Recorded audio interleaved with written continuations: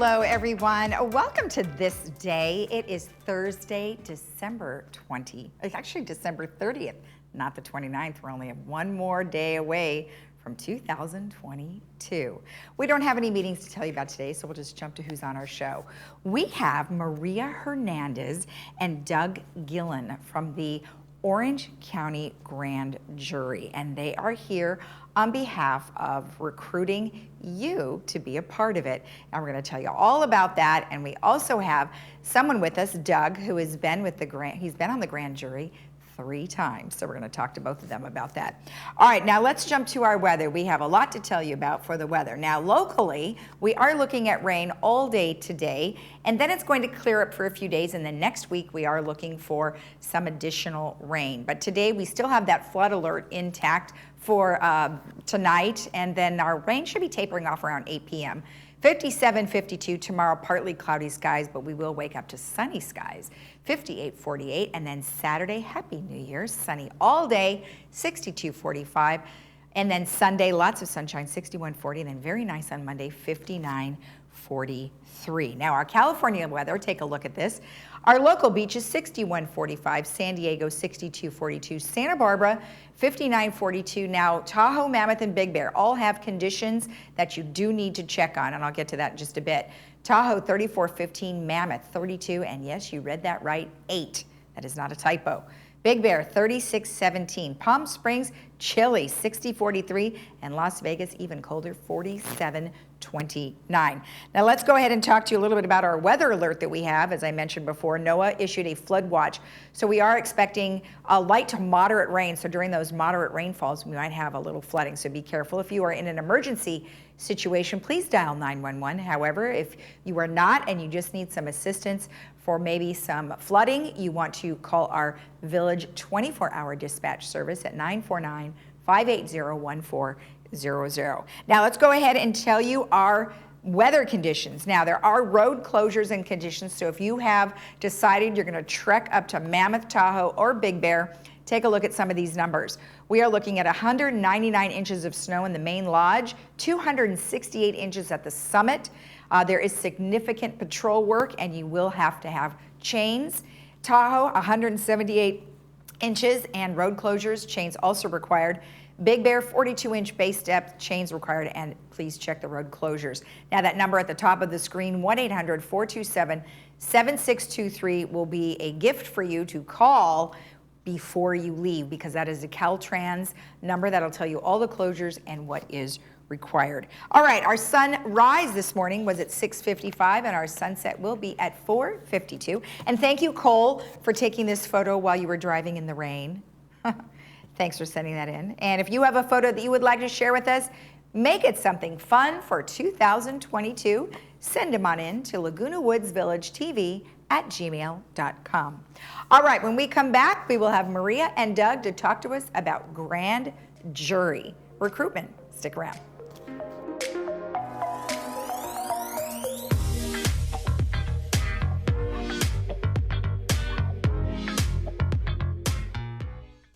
Has hearing others been more difficult lately? If so, it might be time to look into hearing aids. But how do you know which hearing aid is right for you? At Hearing Remedy, we offer a free hearing aid test drive, a hassle-free way to find the perfect hearing aid for you, a no-pressure process that truly puts you in the driver's seat. Here's how it works. Contact Hearing Remedy to schedule an initial hearing evaluation. We'll check your hearing, and if the results show that you could benefit from hearing aids, we will fit them to you the same day with no commitment or deposit required.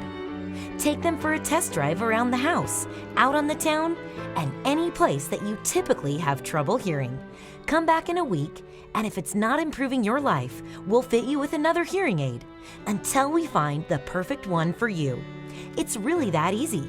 Call Hearing Remedy to schedule your risk-free hearing aid test drive today. I'm so happy to recommend Dr. Fairman. I've been going to her for 9 years. She's done implants, crowns, bridges, root canals, and I've been happy with everything that she's done. The staff is so friendly. and pleasant, kind, and gentle. I would recommend her to anyone. We are now fully open for all your dental needs and invite you to come in and experience the brilliant smile difference. We are close to Gate 6 near Snooty Fox Restaurant behind Coco's. Beautiful weather is here, and nothing should stop you from getting outside and doing what you love with who you love, especially arthritic pain and fibromyalgia. At OC Vitality Acupuncture and Integrative Medicine, our experienced and compassionate doctors offer innovative and personalized medical solutions to treat your pain and stiffness. We're conveniently located right next to the Laguna Woods Community Center. I'm Dr. Dimitri Gruwer. Give us a call today to see how we can help you get out of pain and get back to living. At Norm Reeves Honda Superstore Irvine, we want to buy your car. It's as easy as 1, 2, 3. 1, we come to you. On-site professional appraisals now available at your home or office. 2, you come to our dealership just minutes away for an on-the-spot appraisal. 3, value your car online at normreeveshondairvine.com. It's your choice. Plus, you get paid in 1 day or less. At Norm Reeves Honda Superstore in the Irvine Auto Center, we will buy your car.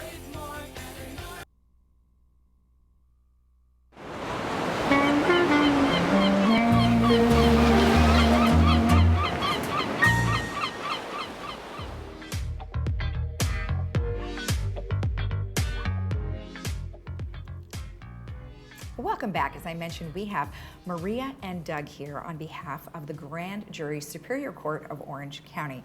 Well, welcome both of you. Thank you for joining us today. Thank you. Good morning. Thank you for having us. Now, we have a lot to cover, so we are most likely going to kind of break it up a little bit. We're going to talk to you about sort of the grand jury process, you know, how you participate, and then you, I understand, have been on the grand jury 3 times. Is that correct? Yes, ma'am. All right, but before we get to any of that, Maria, please introduce yourself to us. Sure. Thank you, Lisa. I am Maria Hernandez. I'm the assistant presiding judge for Orange County here, and very privileged to do so. One of my duties is overseeing the grand jury. Okay. The grand jury is something that has been with us for hundreds of years, quite frankly, if you take history.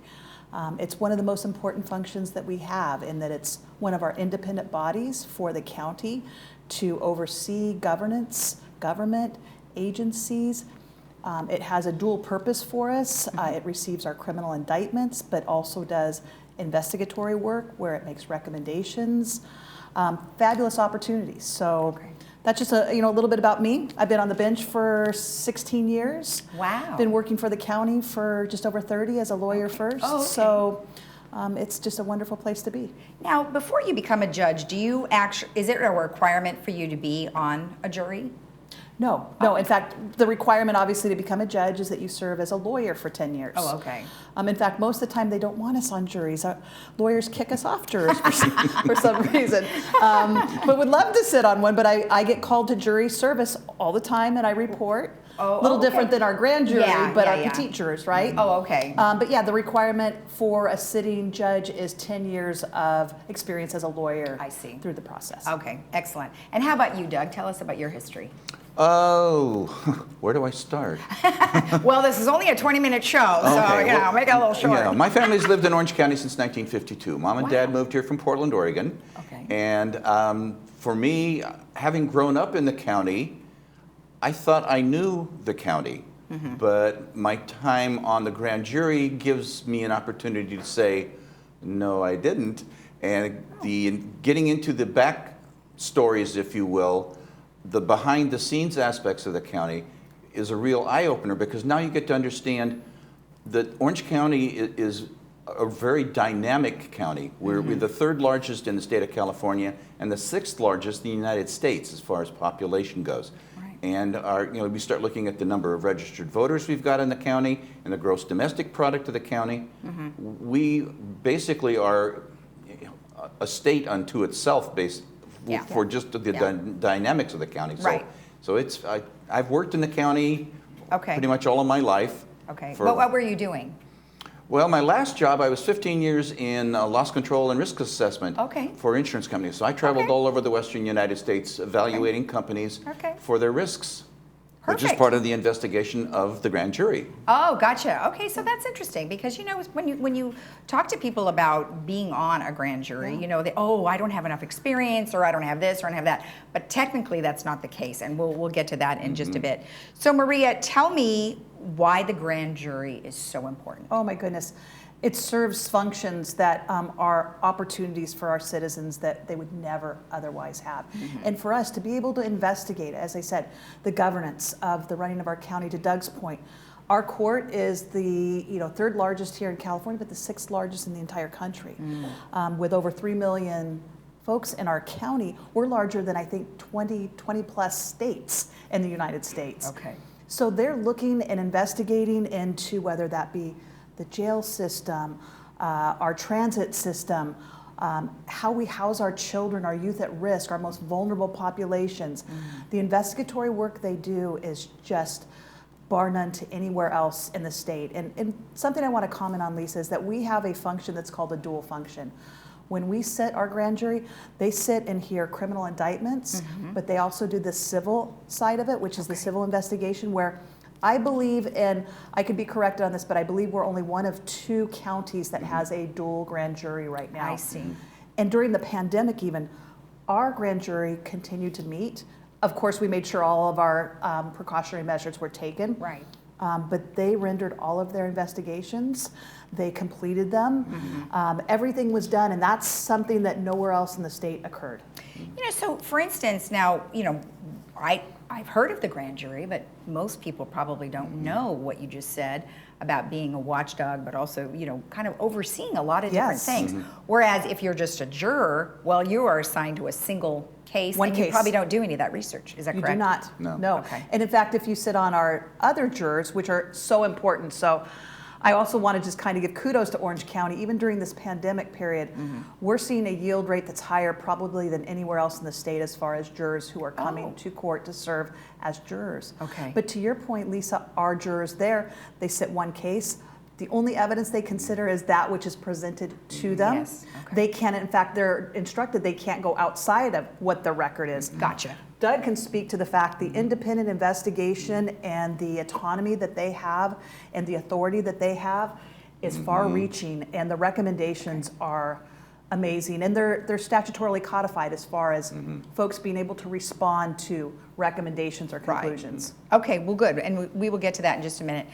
Kind of identify a little bit more than what you've given us about, sort of run us down the responsibilities that a grand juror does beyond what you've just said. So that question is probably best with Doug, because he has been there and he can tell you actually what a day looks like, what a week looks like for a particular grand juror. So I'd like to defer that to Doug. Go right ahead. All right.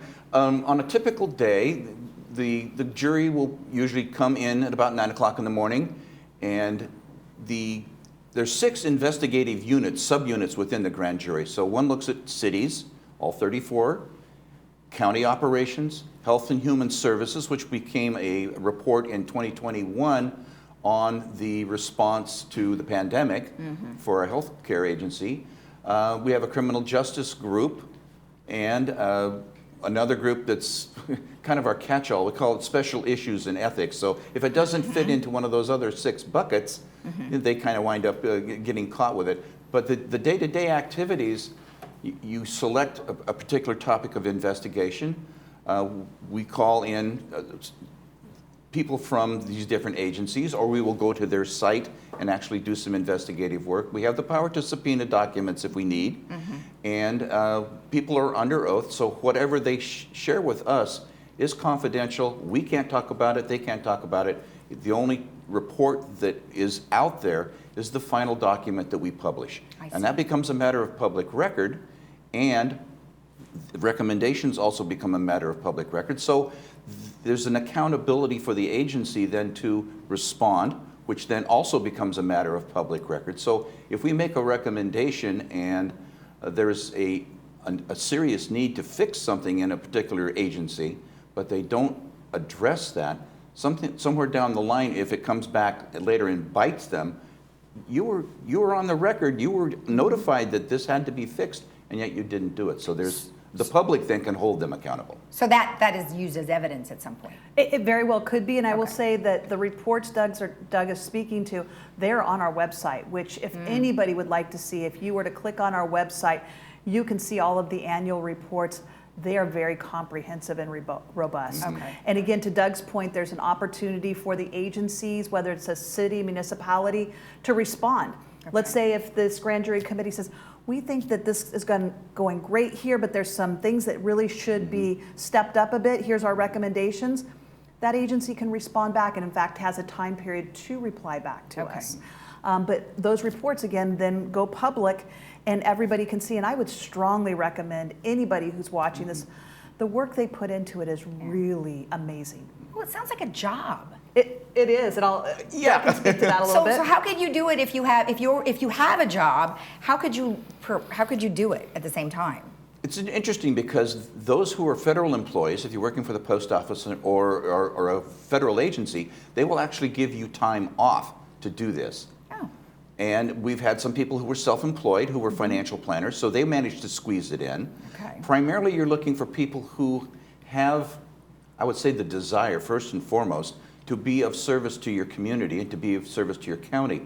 But you can carve out some time, you know, as a retiree. Yeah. You know, that's our gold mine right there. Right. But the people who are of maybe want to take a gap year in school, and if you were in a, say for instance, in a political science track, poli-sci or government track, take a gap year and join the grand jury, and it would be phenomenal because now you get down into the weeds of government as opposed to just being hypothetical and textbook. Okay. How close does well, you said you oversee them, so how close do they get to work with you? So I have communication, especially with our foreperson, whoever that might be. And of course, we have liaisons. And then I try to visit with them periodically just to kind of check in. How you doing? What do you need? Anything we can do to accommodate? But their proceedings are secret as well, as you know, and their investigations, to Doug's point, that it's maintained confidentially until they publish their reports. Okay. So we keep the confidentiality and the protections of our grand juror at the highest level. Okay. We were kind of kidding a little bit about it. You know, I have 144 judicial officers that I work with. Probably less than 10 know where they're housed and exactly where they sit every day when they come in. Okay. So we keep them in a very secure place, Okay. making sure that their needs are met. So I have interaction, Lisa, but not, like I said, this is something, they're an independent investigatory body, and they'll reach out to me if they need something and with general check-ins.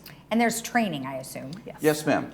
There is 4 days of orientation that we start with for the select panel, and that would include those who are going to be the 19 seated jurors and also the alternates. So if a seated juror, for health reasons or family reasons, has to leave, there's an alternate who's trained, ready to step into that spot immediately. Okay. And so there's 4 days of training, and we do some of that training with the California Grand Jury Association, who talks about the investigating process and the digging down into the day-to-day. And then our last day and a half is basically familiarization with Orange County and the particulars of Orange County, the cities, the special districts, all of the agencies that are part of the purview then for the grand jury to investigate.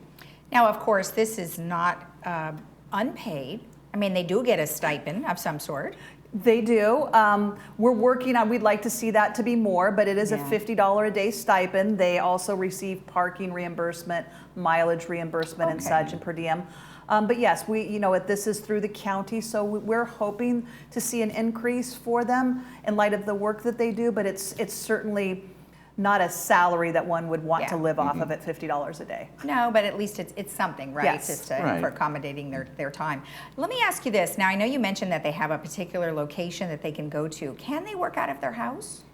Yes. Okay. The pandemic has been sort of a mixed blessing for us because we had to adapt very quickly, and so we have secure laptops. Yes. So you can do research work at home as though you were actually working from your computer at That's the court. great. So there's all of this different ways that you can do that. And during the Excellent. pandemic, it was very interesting for us because we actually did some indictments with witnesses coming in remotely, which normally you would have the witness in person in front of you. So the court adapted to the pandemic, and we kept moving with district attorney and even the attorney general bringing us indictments. So we kept it moving all the way down the line. Okay, now a couple of questions about requirements. So you mentioned age really is as long as you're over 18 years of Correct. age. What are some of the other particulars that you need to make sure? Resident of Orange County, right?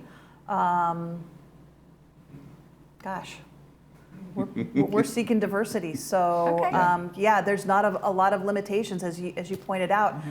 Folks who can fit it in, even if they're working, we would love to have that. But we also remind them it's a commitment. It's a good 30 hours a week, sometimes more.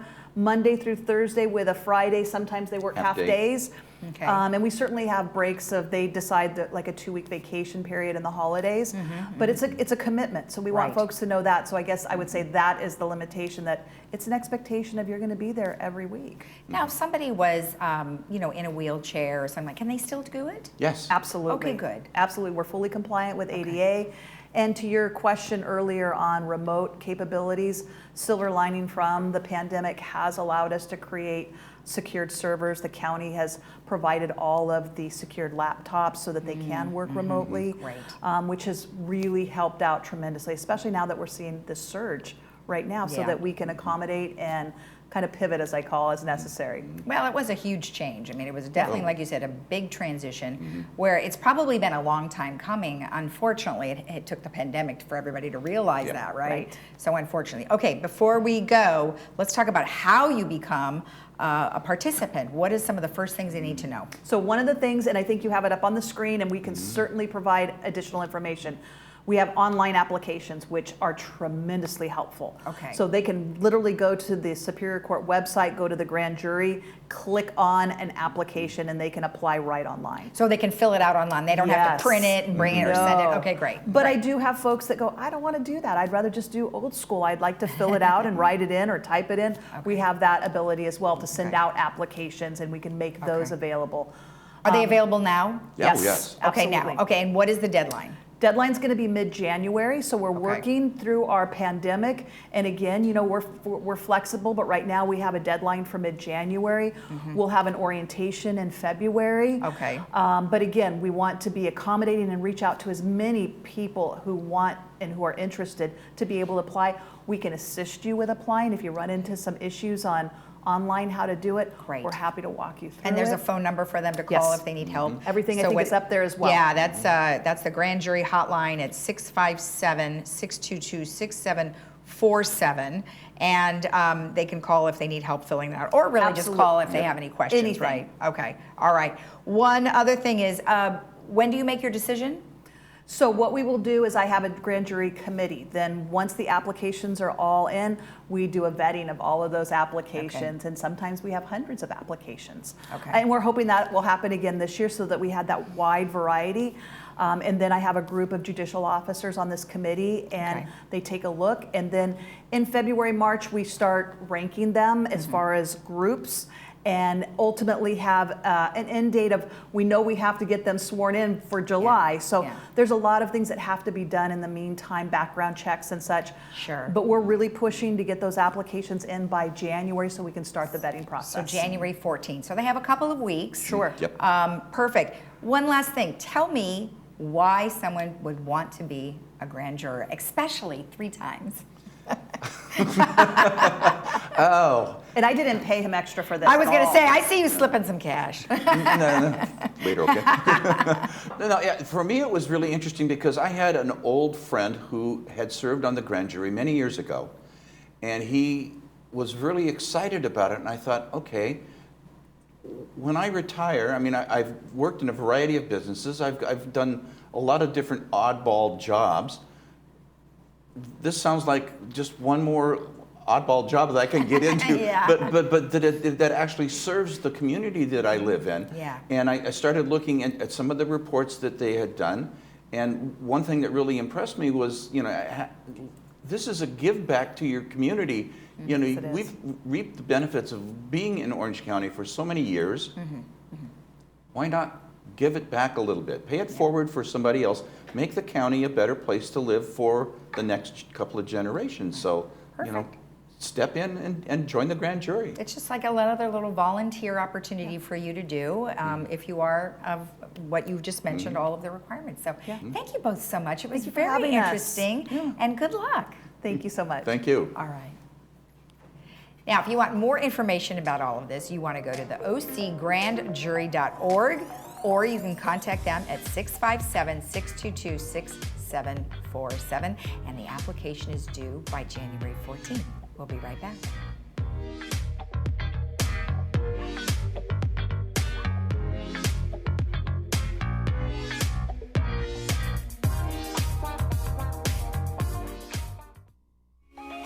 The holidays have arrived and it's time to connect with family and friends. Hearing loss can make the connection stressful and isolating. I'm Dr. Laura Hunt and this is Ann Mundell-Noel. We're audiologists at Amazing Hearing. At Amazing Hearing, we will change the quality of your life through your hearing. In addition to hearing aids, we also have a variety of TV and phone amplifiers on display in our office. Stop by or call us to schedule your appointment. Picking someone to clean your house is a big decision. After all, they'll be inside your house and touching virtually everything you own. Sadly though, not all cleaning professionals are actually real pros.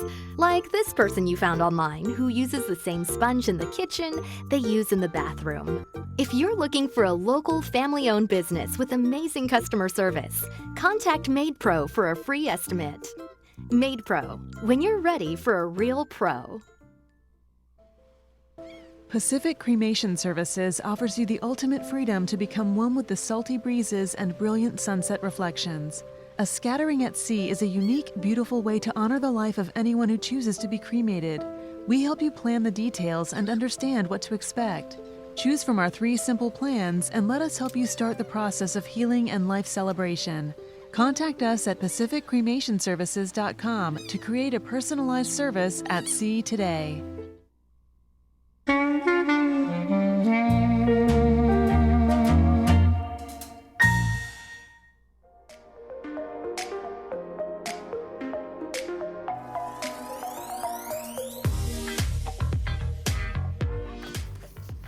All right, we have a couple of movies that I wanted to announce. Now, these are going to be on Friday and Saturday. Friday's movie is Wild in the Country with Elvis Presley. That should be fun. 2 p.m. with subtitles, 6 p.m. without subtitles, brought to you by Hogue. And then on Saturday, we have Cry Macho. Now, this is a Clint Eastwood. He's really doing a good job in this one, and that is 2 p.m. with subtitles, 6 p.m. without subtitles, and that will be on New Year's Day on Saturday. Now, just to let you know that there will be no ThisDay tomorrow, Friday, December 31st, and no ThisDay on Saturday, January 1st. Happy New Year 2022, but we will be back right here on Village Television on Monday, January 3rd. All right, let's take a look at our weather. As I mentioned, we are going to be rainy throughout the rest of the day, 57, 52, 58, 48. Then we're going to have lots of sunshine by the weekend and through Monday, 59, 43. Take a look at these temperatures if you're traveling in California. Local beaches, San Diego and Santa Barbara, all in the high 50s, low 60s, overnights in the 40s. Tahoe, Mammoth, and Big Bear, remember they have strict conditions up there for travel, lots of snow up there. Palm Springs, 60, 43, Las Vegas, 47, 29. Happy New Year to you. We will see you again Monday, January 3rd. Bye-bye.